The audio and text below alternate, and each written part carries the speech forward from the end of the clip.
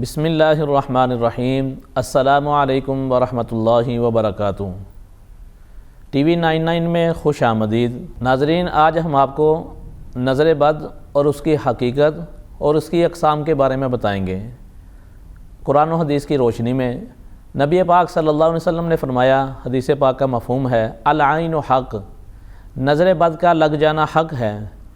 نظر بد جو ہے فرمایا کہ یہ انسان کو قبر کے اندر اور اونٹ کو ہانڈی کے اندر پہنچا دیتی ہے۔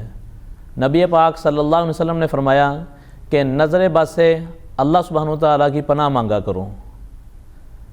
ناظرین کرام، نبی پاک صلی اللہ علیہ وسلم کے زمانے میں ایک مرتبہ ایک صحابی قمیض اتار کر بیٹھے ہوئے تھے۔ ان کا نام تھا سہل ابن حنیف۔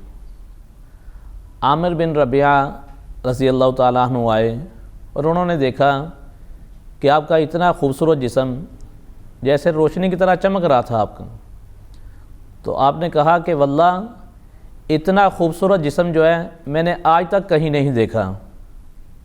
تو کہتے ہیں کہ وہ ان صحابی کو اسی وقت اتنا بخار آیا کہ وہ بخار سے تڑپنا شروع ہو گئے۔ اس سارے واقعے کو آپ صلی اللہ علیہ وسلم کی بارگاہ میں پیش کیا گیا تو آپ نے فرمایا کہ ان کو لے کے آؤ۔ ان صحابی کو لے کر آپ صلی اللہ علیہ وسلم کی بارگاہ میں پہنچے اور آپ نے جب ان کو دیکھا تو پوچھا کہ تمہیں کسی نے دیکھ کے کچھ کہا تو نہیں تھا؟ کہا یا رسول اللہ صلی اللہ علیہ وسلم، عامر بن ربیعہ نے مجھے دیکھا اور میرے بدن کی تعریف کی تھی۔ تو آپ نے فرمایا کہ ان کو لے کے آؤ۔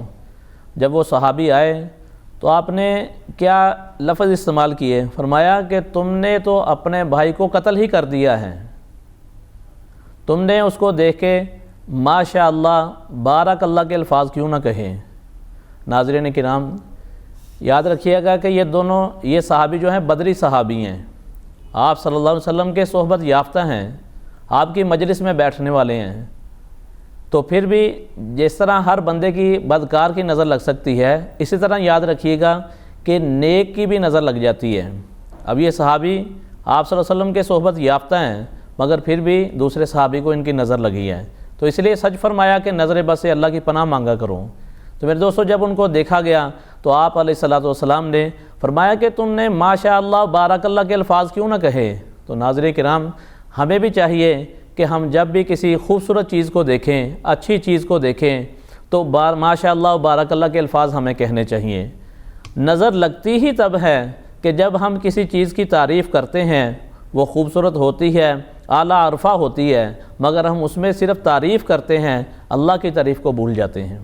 حقیقت تعریف کے لائق تو اللہ کی ذات ہے، تو جب اللہ کی تعریف کریں گے، ماشاء اللہ بارک اللہ کہہ دیں گے، تو اس وقت وہ بندہ ہماری جو نظروں سے جو زہر نکلتا ہے اس سے بچ جائے گا۔ ناظرین کرام، نظر بد ہوتی کیا ہے؟ ہم اسے بد کیوں کہتے ہیں؟